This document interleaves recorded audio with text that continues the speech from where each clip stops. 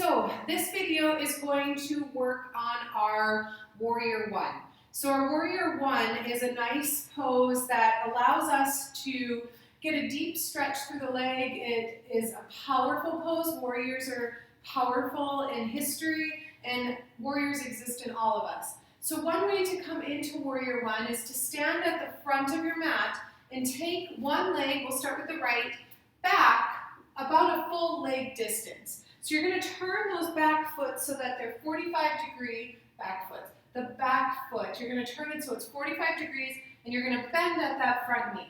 Now I still have my hands on my waist as I get situated here and get comfortable. Sometimes it may be more comfortable for somebody to widen their legs out. So I'll face the front so you can see what I mean here. Here's a wider stance between that front foot and that back foot. Normal warrior stance might be right here. So just find what works best for you. Some people will focus on getting your hips squared to the front of the room. I like to think of it instead as squaring your shoulders. Our hips are all different. Flexibility has a lot to do with joint structure. So if your hips aren't squared, don't stress too much about it. What I do like to make sure is that that back leg, you're not twisting that knee at a wrong or at an inappropriate angle. So make sure you're twisting through at the hip, shifting it towards the front. Again, it doesn't have to be square. You're shifting it towards the front, so you're not just twisting at the knee and the hip is staying stationary.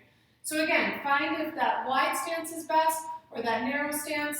Hands are still at your waist. Find that bend in the knee. Maybe you want to bend a little more. Try to keep pressing that outside edge of that back foot into the mat though. We have a tendency to bend more and then lift that foot up. We want to keep that foot grounded, that outside edge pushing in. And now I'm ready to bring my arms up, reach them towards the ceiling. Now in some traditional versions, we bring our palms together and gaze up at those thumbs. Sometimes you'll see people have their arms wide. I like to recommend people do what feels best for them. Sometimes hands, palms together, gazing up. This can challenge your balance. So if you want to take yourself deeper into this pose, but you don't have the flexibility in that hip to shift anymore, maybe you can't bend any more in that front knee, maybe bring that hand aspect in. Palms together, gazing up at those thumbs. And holding here. Holding for 5 breaths if you can. Nice, long, steady breaths. And then what you can do, if you're doing your own personal practice at home, maybe you want to do what we do in Ashtanga and just shift from this to the other leg. Or maybe you want to reset. So we'll show both versions. So shifting would mean keeping those hands up, turning my body,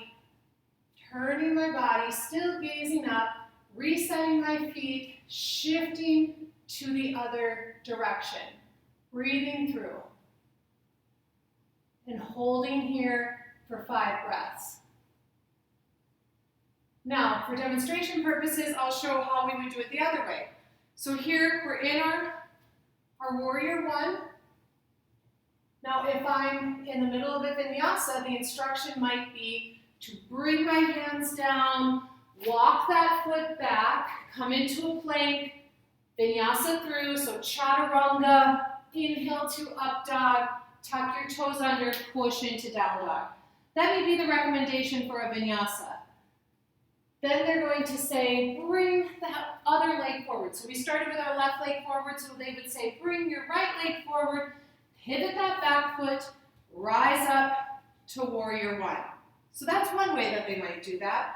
Another option is coming back to that starting point where we were at. Another option is they may say, bring your hands back down to your waist and step that right foot up. Coming back to the front of your mat. Now, step that left foot back.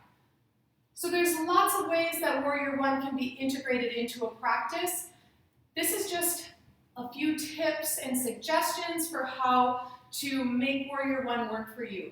My biggest recommendation to everyone who practices is make sure you don't focus too heavily on those hips. And I'm not saying that that direction is wrong. I'm just saying that for the population that I teach, that's not always accessible. So bringing those shoulders in, getting that squareness there, finding ways to challenge yourself. Maybe arms up, gazing up at the thumbs like I mentioned, just a way to bring that challenge to your balance. Most important thing though, listen to your body. Don't be afraid to play with the pose, and don't be afraid to ask the teacher for suggestions. Thank you. Namaste.